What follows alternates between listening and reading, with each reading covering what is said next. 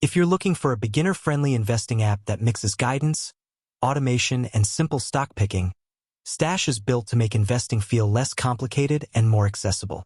Stash lets users invest in stocks and ETFs with small amounts of money, sometimes starting from just a few dollars. It offers fractional shares, so you don't need to buy full expensive stocks. The app also includes automated investing options, where it builds diversified portfolios based on your goals and risk level. On top of that, it provides basic banking features, retirement accounts, and educational guidance to help users understand investing step by step. The biggest advantage is simplicity.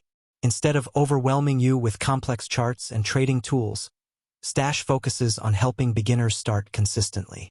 It encourages regular investing, offers curated investment ideas, and even includes features like automatic investing schedules that help build discipline over time. It's designed for people who want to start investing but don't know where to begin.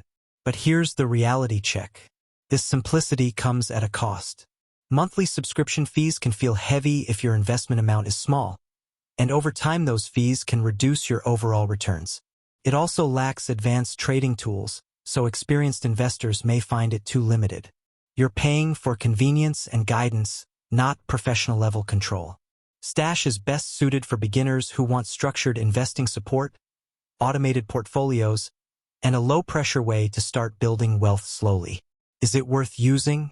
Yes, for beginners who value simplicity and guidance, but not ideal for cost-conscious users or advanced investors who want full control and lower fees.